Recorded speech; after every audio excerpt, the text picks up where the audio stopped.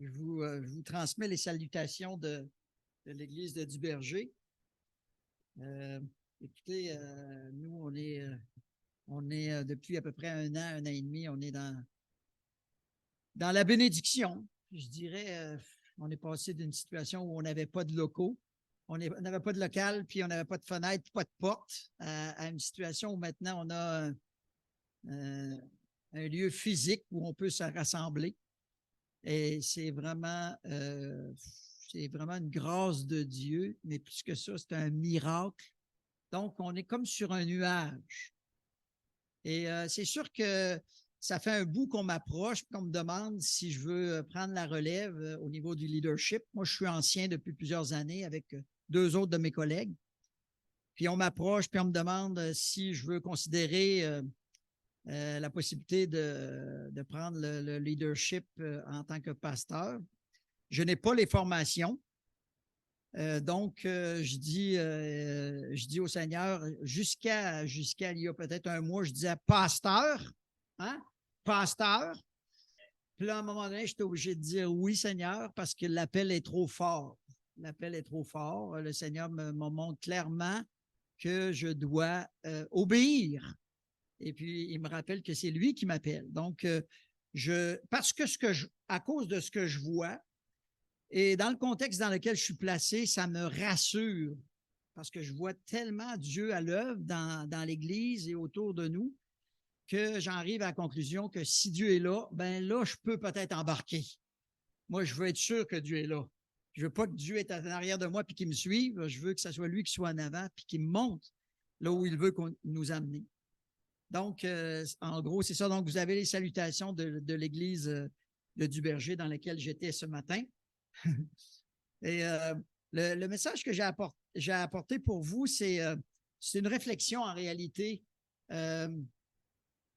sur la place qu'on donne à Dieu dans notre vie, mais aussi dans l'Église.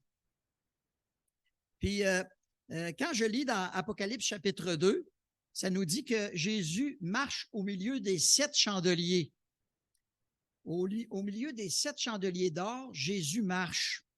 Puis au chapitre 1, verset 20, on apprend que les 7 chandeliers, c'est les 7 églises. Donc, Jésus marche au milieu des 7 églises. Jésus marche au milieu de 7 églises. Jésus marche au milieu de l'église locale.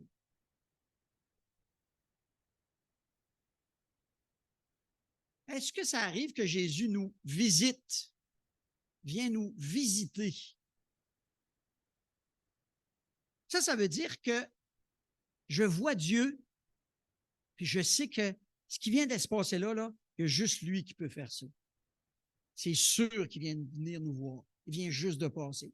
Puis si vous êtes allumé, si vous êtes concentré, si vous êtes près du Seigneur, vous allez le voir dans vos vies. Oups! Il va laisser sa trace. Il va faire par exprès pour vous montrer qu'il vient vous visiter. Qu'est-ce qui arrive quand on reçoit de la visite? Qu'est-ce qu'on fait quand on attend de la visite? D'abord, on range notre maison, hein? On range notre maison parce que la visite s'en vient. Ah, mesdames, nous autres, les hommes, on mettrait peut-être moins d'accent là-dessus, mais ça devient stressant. Il faut passer la balayeuse tout à coup, là, hein? On range la maison, on cuisine, on s'habille avec des beaux habits, on veut s'assurer que la visite va être bien accueillie. On va faire tout pour que leur séjour soit agréable. Par contre, ce qui est plaisant là-dedans quand on reçoit de la visite, c'est que c'est nous qui décidons quand est-ce que la visite vient. Hein? On ne la reçoit pas quand ça ne nous tente pas. On ne la reçoit pas quand on est fatigué. On lui dit, non, ça donnerait mieux dimanche après-midi ou dimanche soir que vendredi soir quand on a fini notre semaine et on est brûlé. Puis la visite se fait dans le cadre, c'est nous autres qui décident quand est-ce que la visite vient, puis c'est nous autres qui l'accueillons. Mais on veut l'accueillir du mieux qu'on peut. Mon beau-père disait souvent, écoute, c'est le fun quand la visite vient, mais c'est le fun quand elle part. Puis on est tout un peu comme ça. Hein? La visite qui colle, là, hein? C'est tannant un peu. On a envie de leur dire, mais on est trop poli pour leur dire. Mais Jésus visite son Église. Jésus visite son Église.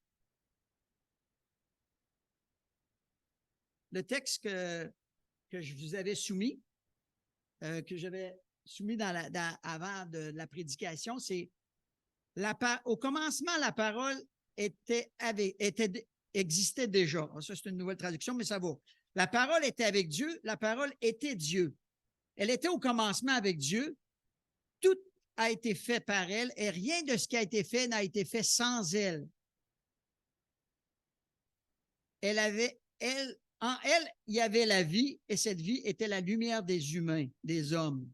La lumière brille dans les ténèbres et les ténèbres ne l'ont point accueillie. Ce que ça veut dire, c'est que Jésus nous a visités, mais on ne l'a pas accueilli. On ne l'a pas reconnu. On ne l'a pas vu. Puis le verset 14, la parole s'est fait chair. Elle a habité parmi nous, pleine de grâce et de vérité. Nous avons contemplé sa gloire, une gloire comme celle du Fils venu du Père. Et on comprend vite que la parole, c'est Jésus qui nous a visités. Est-ce que vous aimez la visite? Est-ce que vous aimez être visité par Dieu? Si je vous disais que Dieu veut plus que juste vous visiter, souvent on se contente de la visite de temps en temps. Mais si je vous disais que Jésus veut habiter parmi vous, plus que juste vous visiter, là, on vient de monter d'une coche. Pensez-y un instant. C'est beaucoup plus loin que juste visiter. Parce que si vous habitez avec quelqu'un, c'est plus que faire le ménage juste avant qu'il arrive. Probablement, là, que vous allez être obligé de vous ajuster à l'autre. Quand on vient en couple, puis on habite ensemble, là, comment d'ajustements sont nécessaires? Le nom de Jésus, c'est Emmanuel, Dieu avec nous. Pas Dieu nous visite, Dieu avec nous. Il veut habiter en nous. Il veut être là plus que juste nous visiter. Quand je pense dans l'Ancien Testament, le temple, rappelez-vous, le temple était le lieu, c'était un lieu portatif dans lequel on disait que la présence de Dieu habitait là. Puis le peuple d'Israël se mettait autour du temple. Il habitait avec Dieu. La même chose pour nous aujourd'hui. Si on est enfant de Dieu, on est habité par l'Esprit de Dieu. Dieu habite en nous. Par la nouvelle naissance, Dieu habite en nous. 1 Corinthiens chapitre 3, verset 16. Ne savez-vous pas que vous êtes le temple du Saint-Esprit et que l'Esprit de Dieu habite en vous? Donc, Dieu veut plus que juste nous visiter de temps en temps, mais il veut habiter. Réfléchissons un peu à ce que ça demande lorsqu'on habite ensemble. Des ajustements qui sont nécessaires. Pensez-y un instant. Là. Vous avez besoin d'ajuster votre caractère. C'est plus que juste faire la vaisselle, faire du ménage. Habiter ensemble avec Dieu. Il y a beaucoup d'ajustements qui sont nécessaires, mais on grandit tellement justement parce qu'on est dans la présence de Dieu.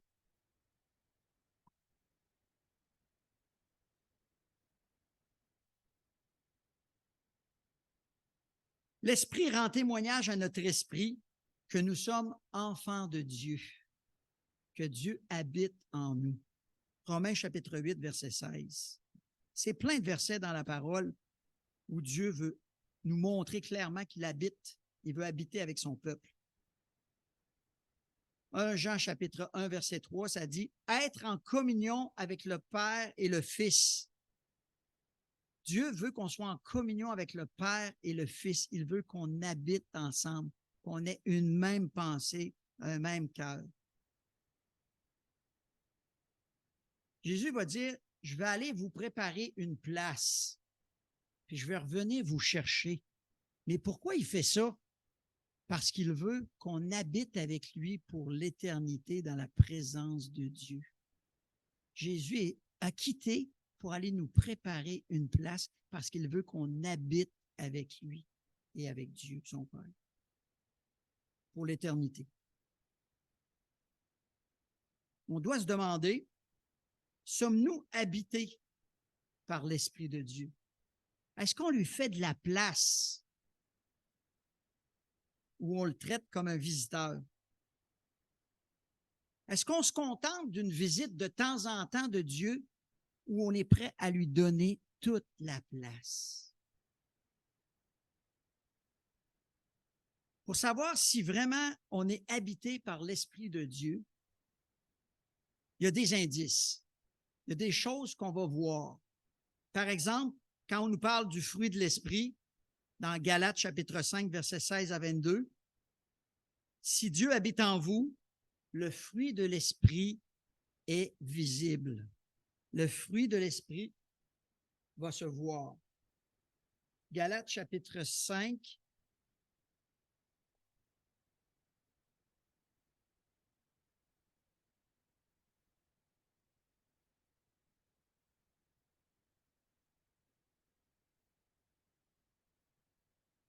pensons au verset 16 à 22. Je vous dis donc ceci, laissez le Saint-Esprit diriger votre vie et vous n'obéirez pas aux désirs de la nature pécheresse, car les désirs de cette propre nature sont opposés à ceux de l'Esprit, et l'Esprit a des désirs qui s'opposent à ceux de la nature pécheresse. Les deux s'opposent l'un à l'autre. C'est pourquoi il vous est impossible de faire le bien que vous voudriez. Mais si vous êtes conduits par l'Esprit, l'Esprit qui habite en nous, vous n'êtes plus sous le régime de la loi. Tout le monde voit bien ce que produit la nature pécheresse. C'est l'immoralité, les pratiques dégradantes, la débauche, l'adoration des idoles et la magie, les haines, les querelles, les jalousies, les excès de colère, les rivalités, les dissensions, les divisions, l'envie, l'ivrognerie, l'orgie et autres choses de ce genre. Je ne puis que répéter ce que j'ai déjà déclaré à ce sujet. Ceux qui commettent de telles actions n'auront aucune part à l'héritage du royaume de Dieu. Mais le fruit de l'Esprit, verset 22, c'est l'amour, la joie, la paix, la patience, l'amabilité, la bonté, la fidélité, la douceur, la maîtrise de soi. La loi ne condamne pas, certes pas de telles choses. Voyez-vous, le fruit de l'Esprit, c'est la preuve que Dieu nous habite parce qu'on n'agit plus comme avant, parce que l'Esprit de Dieu prend toute la place. Vous savez, visité par Dieu, on peut être croyant ou non croyant, puis être visité par Dieu. Chaque fois que vous faites de l'évangélisation, les personnes qui entendent le message sont visitées par Dieu, même s'ils sont croyants ou non. Quand vous ouvrez vos portes de l'Église pour laisser entrer n'importe qui, mais ces gens-là qui entendent sont visités par Dieu. Donc, Dieu visite. Pensez-y un instant dans votre vie, au début, quand vous êtes venu au Seigneur, vous avez été visité par Dieu une fois, 2 fois, 3 fois, puis à un moment donné, vous l'avez réinvité parce que vous avez aimé ce que vous avez entendu. Puis plus que ça, à un moment donné, vous avez choisi qu'il habite avec vous, qu'il habite parmi vous, dans votre cœur. Vous êtes né de nouveau. Vous avez fait le choix de vous engager, dans une certaine mesure, dans une relation avec lui. Christ nous dit qu'il est l'époux et que l'Église est son épouse. L'analogie est plaisante à faire parce que je pense que Christ courtise l'Église. Il vient la visiter. Puis à un moment donné, il veut se marier avec. Et quand on parle des noces de l'agneau, là, ça va être le mariage entre l'Église et Christ. Là, pour l'instant, c'est comme si on était fiancés. C'est comme si on est engagé envers Dieu à lui être fidèle puis à lui plaire. Mais tantôt, on va être mariés avec, on va habiter ensemble éternellement.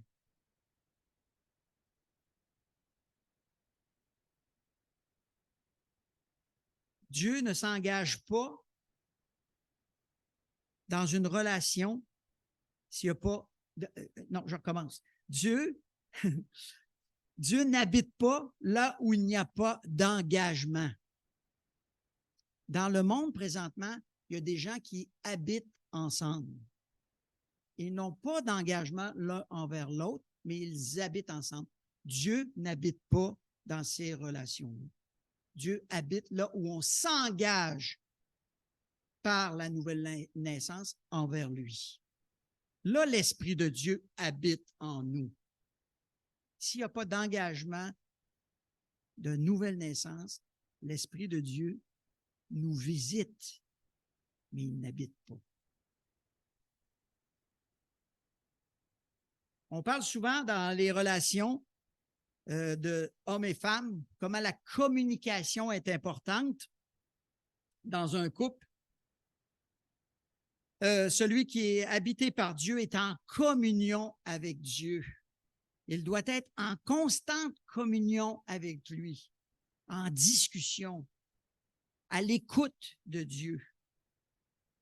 La prière sacerdotale qu'on voit dans Jean chapitre 17 parle d'une relation d'intimité avec Dieu, de son enfant avec lui.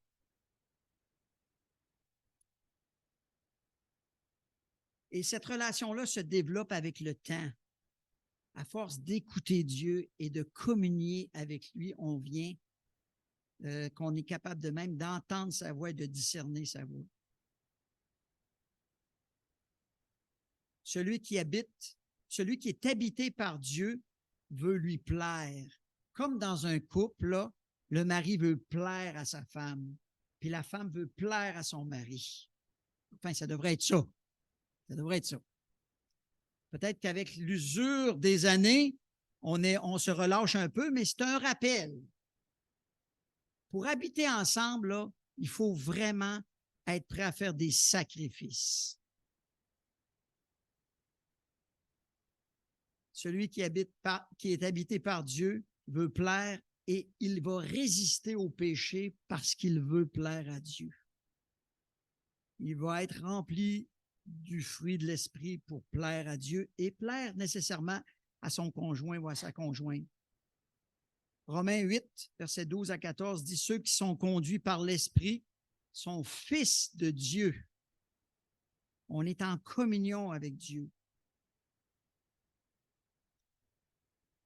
Quand je vois ça, je me dis, est-ce que ça se peut que l'Église locale choisit des visites plutôt que d'être habitée par Dieu?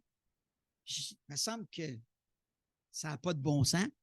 Tout ce qu'on perd lorsqu'on se contente de visites plutôt que d'être habité par Dieu.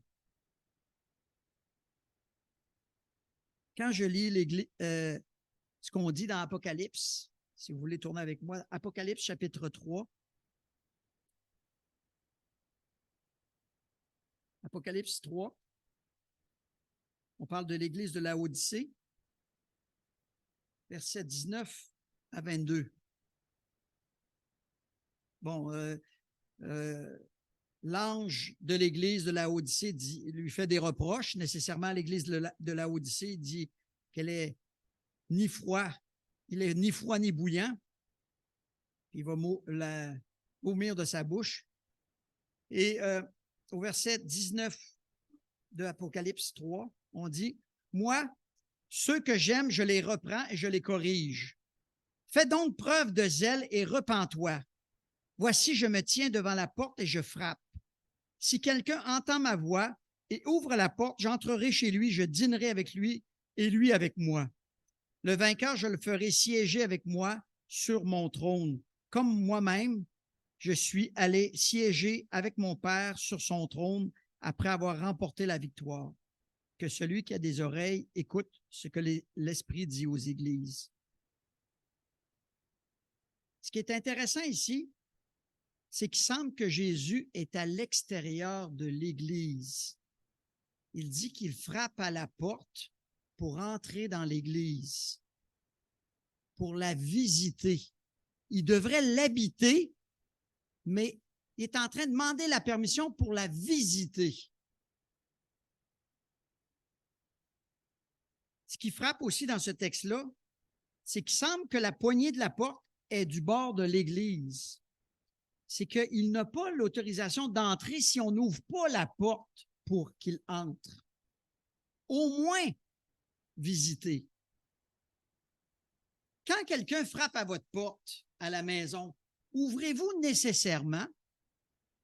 Est-ce que vous êtes prêt à ouvrir à n'importe qui frappe à votre porte? Mais si vous reconnaissez la voix, vous risquez d'ouvrir.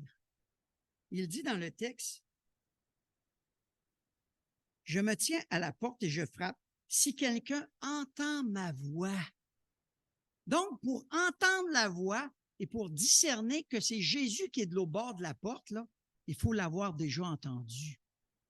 Il faut déjà avoir développé une relation avec lui. Là, il semble que l'Église de Laodicée reconnaît même plus la voix de Jésus. Jésus veut juste venir la visiter.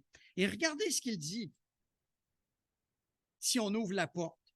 Si on ouvre la porte, il va entrer chez lui et il va dîner avec lui et lui avec moi. Il vient s'asseoir à table, puis il va avoir une bonne discussion avec nous. Il vient nous visiter. Il n'est pas en train de s'installer dans la maison. Il vient vraiment nous visiter. Il vient visiter l'Église. Il veut venir visiter l'Église de Laodicée dans le but de pouvoir l'habiter. Mais présentement, de ce que je comprends de ce texte-là, il semble qu'il y a des difficultés même à visiter cette Église-là. Donc, c'est possible, même si Dieu, Jésus-Christ visite les églises, il y a des églises où on ne l'invite pas à habiter parmi eux. Il va dire, le vainqueur, celui qui va me laisser entrer et qui va vouloir que j'habite, je le ferai siéger avec moi sur mon trône. Et si on siège avec Jésus sur son trône, on est en train d'habiter. Je suis désolé, là, mais on est en train d'habiter parce qu'il faut être en communion pour s'asseoir sur le même trône que lui. Il dit, le même trône, comme lui, siège sur le trône avec son Père. De la même manière, la relation qu'il a avec le Père, il nous invite à avoir la même relation avec lui sur son trône.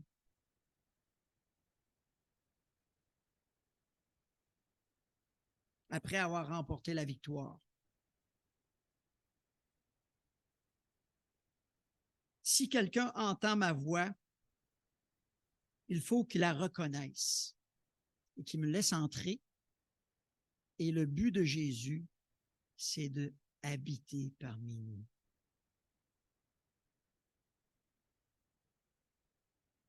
Il semble que cette église-là n'avait pas de place pour Jésus. Il semble que si c'est une des 7 églises qu'on donne en exemple dans l'Apocalypse, c'est qu'il faut veiller à ce que Jésus habite dans notre église. Parce que ça se peut qu'on se contente d'une petite visite de temps en temps, puis ça nous satisfait.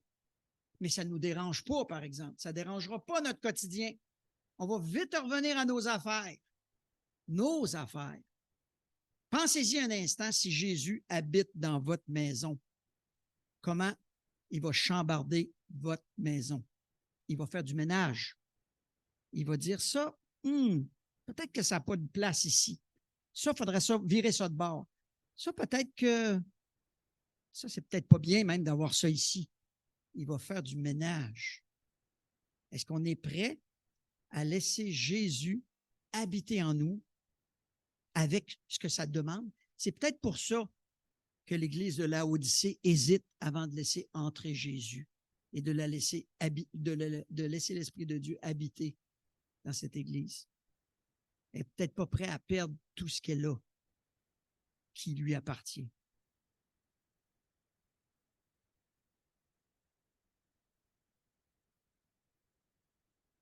Je constate que Jésus vient visiter régulièrement son Église. Je constate qu'il vient régulièrement visiter notre Église à Duverger. Je suis sûr qu'il vient vous visiter régulièrement. Le revoyez-vous? Le reconnaissez-vous? Le discernez-vous? Parce qu'il veut plus que ça. C'est la première étape. Lui, il veut habiter parmi vous. Il veut habiter parmi moi, parmi mon Église, parmi son Église. Vous savez, c'est nous qui ouvrons la porte. La poignée de la porte est de notre côté, nous, l'Église. C'est nous qui devons ouvrir cette porte-là et l'inviter à entrer et à prendre toute la place. Visiter ou habiter? Qu'est-ce qu'on choisit vraiment? Qu'est-ce qu'on choisit? Visiter ou habiter? Il y a beaucoup, beaucoup de bénédictions rattachées à habiter, mais c'est à nous de choisir. Prions le Seigneur.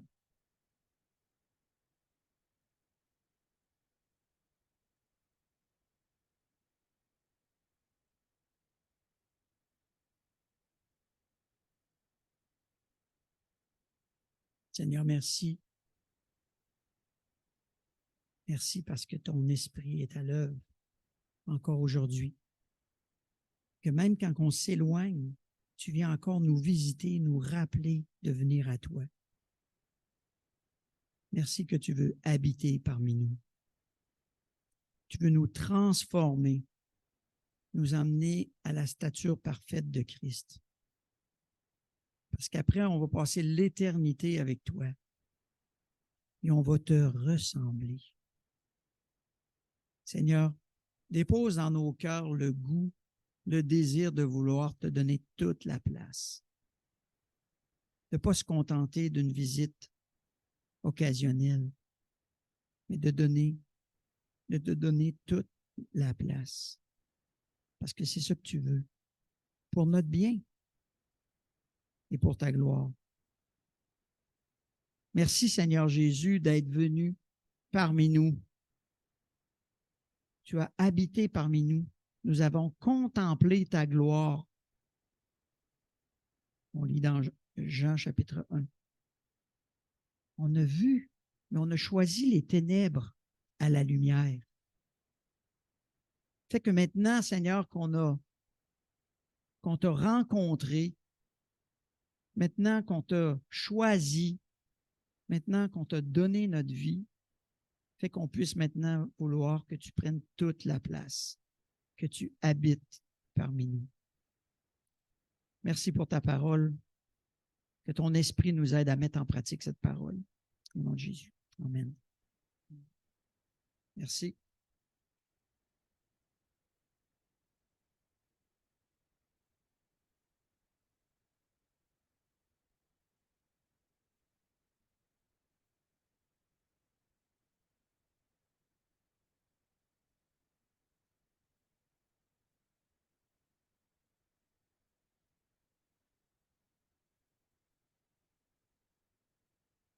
Merci, Tony, de nous avoir entretenu sur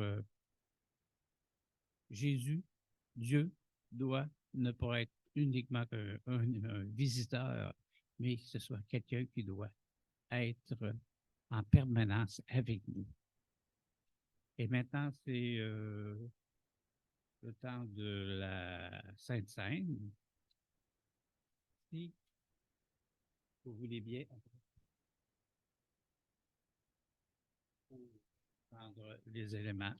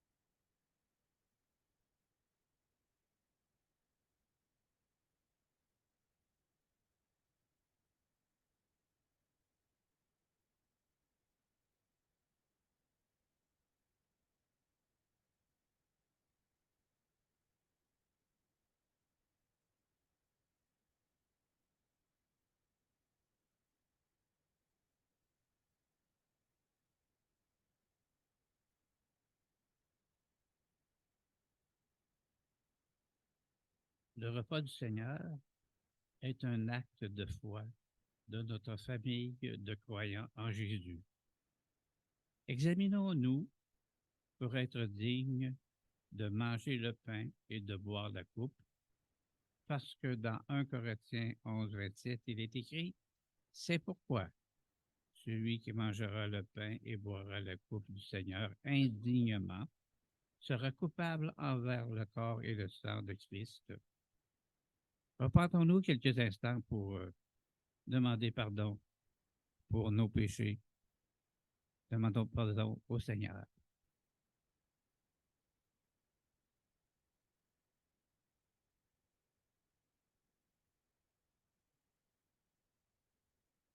En effet, j'ai reçu du Seigneur ce que je vous ai transmis.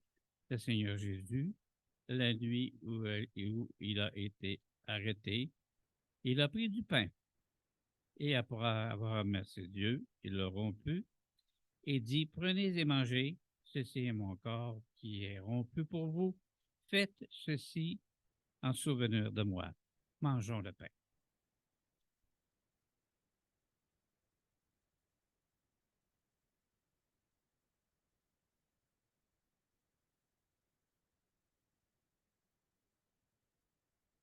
Seigneur Dieu, il est incroyable que tu as donné ton fils Jésus, que Jésus a accepté de mourir sur la croix et de donner son corps pour nous, pour nous livrer, pour te dire, pour nous donner la vie éternelle.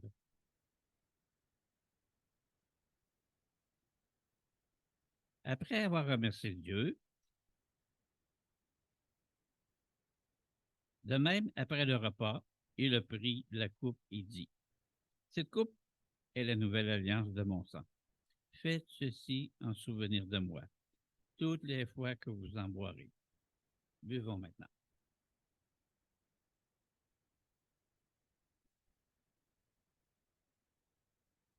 En effet, toutes les fois que vous mangez ce pain et que vous buvez cette coupe, vous annoncez la mort du Seigneur jusqu'à ce qu'il revienne.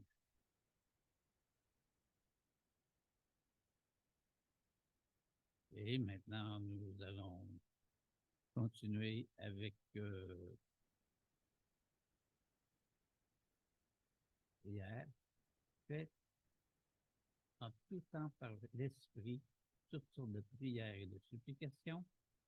Veillez à cela avec une entière persévérance et en priant pour tous les saints.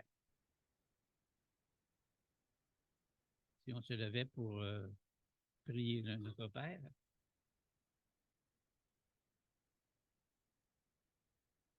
Notre Père céleste, que la sainteté de ton nom soit respectée, que ton règne vienne, que ta volonté soit faite sur la terre comme au ciel. Donne-nous aujourd'hui notre pain quotidien. Pardonne-nous nos offenses, comme nous aussi nous pardonnons à ceux qui nous ont offensés. Ne nous expose pas à la tentation, mais délivre-nous du mal et du malin, car c'est à toi qui appartiennent dans tous les siècles le règne, la puissance et la gloire. Amen. Notre vision. Ô Dieu, nous te désirons de tout notre cœur. Fais de nous une Église interculturelle renouvelée et en santé. Viens, transforme-nous de sorte que nous devenions des disciples centrés sur Christ, dynamisés par l'Esprit, axés sur la mission et capables de nous multiplier partout. Suivons Jésus avec passion, un pas à la fois.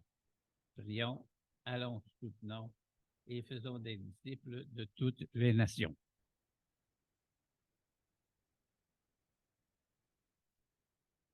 Maintenant,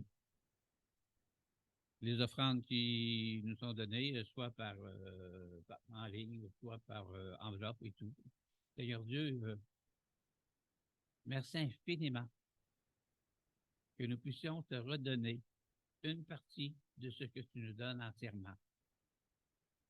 Seigneur, aide-nous à bien dépenser ce que tu auras permis qu'on reçoive. Amen. Bon. Spéciale Action de grâce, dimanche le 8 octobre. A. Apporter un bouquet d'actions de grâce au Seigneur. Exemple. Louange et remerciements durant les cultes, soulignant la bénédiction reçue durant l'année et geste tangible de générosité envers un frère, une sœur, un mot d'encouragement écrit dans une carte, un geste de générosité, une collaboration à partager après le culte, des pommes ou des légumes ou des petits plats à partager. L'offrande Jeffrey. Il faut que je m'avance parce que je ne sais pas. Notre axe annuel de la mission dirigé vers des endroits où sont les besoins les plus grands.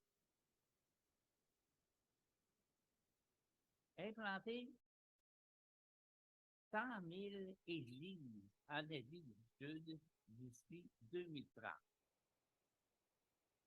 Lever 500 000 $ pour soutenir 167 implanteurs d'églises en Asie du Sud. Est-ce que tu veux relire? Ici, prier pour les églises locales. La motion est abondante, mais les églises sont nombreuses.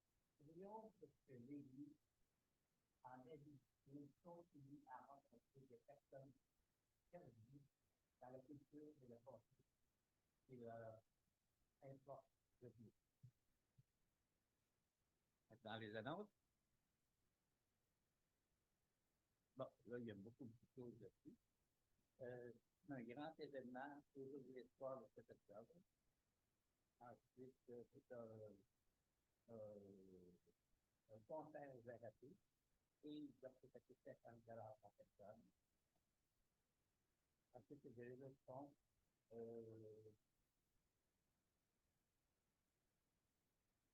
C'est Internet, c'est passé. L'accès à information.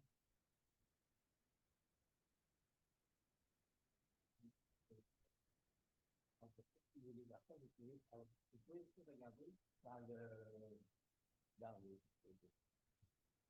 annonces que vous avez faites par le OK? L'autre maintenant. Ah, il y a des calculeurs. Ah, c'est la précédente, parfait. L'école ouvrière, porte ouverte le 29 octobre. Ceux et celles qui ont des enfants assez grands pour fréquenter l'école et qui aimeraient visiter l'école, puis peut-être le désir de les envoyer à cette école chrétienne, ben, le 21 octobre, les portes sont ouvertes. Samedi 28 octobre, de 9h à 10h30, association évangile des enfants.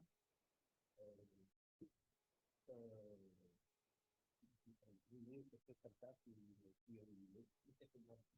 Encore une fois, vous pouvez regarder sur les annonces que je vous envoyer. Mardi, midi en prière, annulé en présentiel. Exemple, c'est annulé aussi sur Internet. Parce que, donc, pas de transport pour les personnes malades, puis ça donne à la maison. Donc, tu ne peux pas être à la prière. Mercredi soir, en prière, 19h, jusqu'à 20h30 sur le jour. Étude biblique, jeudi soir, 19h, hier jour, Genèse 49. C'est toujours présidé par Fidèle. Anniversaire de naissance. Oh, Samuel Thermois Pépin, vendredi de septembre. Donc, Samuel, il est en bas. On lui souhaite bonne fête. Bonne fête au petit. OK. Absence du pasteur pour Noël. Sauf de son épouse sont en visite auprès de la maman de Karen qui est malade. Le pasteur sera de retour vendredi le 6 octobre. Bénédiction, si vous voulez bien vous lever.